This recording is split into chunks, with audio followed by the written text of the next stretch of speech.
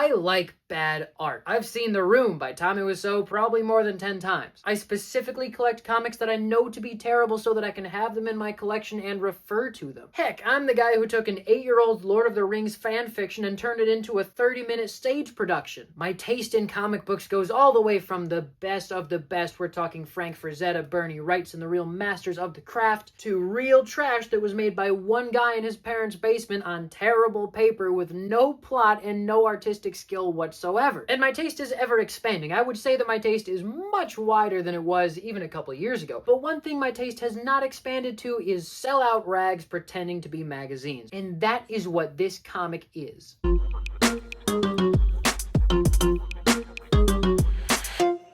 Howdy, I'm Kurt Williams, and today we are talking about, yup, you guessed it, Vatican City by Mark Millar and Berg. This is the latest in a long string of terrible comics Mark Millar has come out with. Now, if you don't know who Mark Millar is, I promise I'm not just dumping on some amateur comic writer who doesn't know what he's doing yet. This guy brought us blockbuster stories like Civil War, Wolverine Old Man Logan, The Ultimates, which is the story The Avengers was based on, Jupiter's Legacy, Kick-Ass, Wanted, Kingsman the Secret Service, and so many more series that are currently in production at Netflix. He also gave us fresh retellings of characters like Superman Red Son and Ultimate X-Men, which is just as groundbreaking as Ultimate Spider-Man was. There are very few writers who have had as big of an impact on the hobby as Mark Millar has. And in the early 2000s, he had the magic. He could touch any story and it would be huge. And that was for a few reasons, such as his dialogue being very dynamic and modern and punchy, and what seems to be a propensity for making things very violent, which really capitalizes on the late 90s feel of comics, where things were dark and gritty and violent, but not just, you know,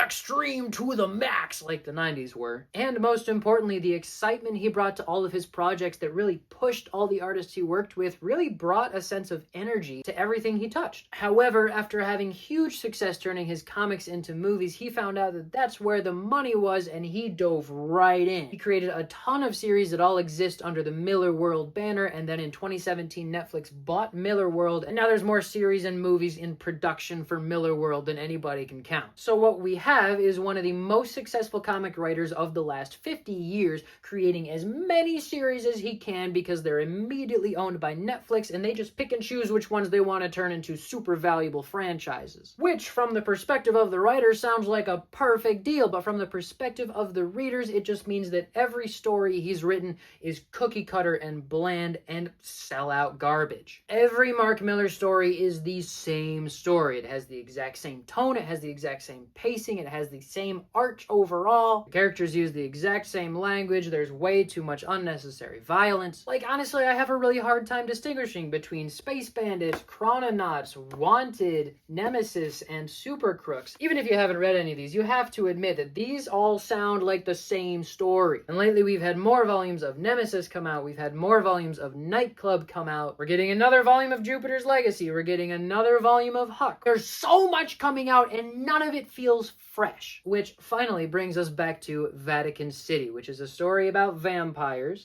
And you know that's really all it is. It's a story about vampires. They've all just decided they're gonna wear clothes during the daytime so they can go out and kill people during the day, and they're trying to resurrect their queen who is buried under one of the palaces in Rome. And if that sounds like a pretty basic premise to you, it's because, haha, it is! Which is not always an issue. Sometimes the simplest ideas can have the most impactful stories. It all depends on the storytelling, on the characters, on the development of the plot, on the emotional payoffs. But we don't have any of that in here, and we haven't had any of that in most Mark Millar stories for the last 10 years. In Vatican City, there are 0 characters that I care about. There is one guy who wants to be a security guard who I think we're supposed to care about because he's got a yo-yo and that makes him quirky and lovable. But there's nothing special about him. He's just a regular dude who speaks with the exact same language as every other Mark Millar character ever. There's no time spent developing his character. He doesn't have anything special about him. He doesn't do anything special. He's just a generic kind of action hero-ish guy. We have a ton of graphic violence in here that really doesn't serve any purpose other than to illustrate how evil these vampires are. And normally when you have supernatural creatures who are evil and you're trying to convince the reader that they're evil, there's usually some drama to it, some atmosphere, a sense of dread, of suspense, of mystery even. And we don't get that. We don't get any kind of emotional arc here. It's just the vampires show up and start killing people brutally. And I was just left feeling so detached from the experience entirely. It meant nothing to me. It was just gross. Now, it's possible that this script, done by an artist that I already love, might have more of a sway over me. Like maybe if Steve McNiven had drawn it or Pepe Larraz had drawn it, I would have liked it more. But doesn't that just speak to how little work the writer is doing if you have to depend on a fantastic artist to really convey what's meant to be conveyed here? I'm not very familiar with Per Berg's art. It might just be something my taste hasn't expanded to yet, but from where I am, the perspective I have on comic art, it just looks underdeveloped. It looks scratchy and incomplete. I think it looks like a less complete version of the art from I Killed Giants by Niimura?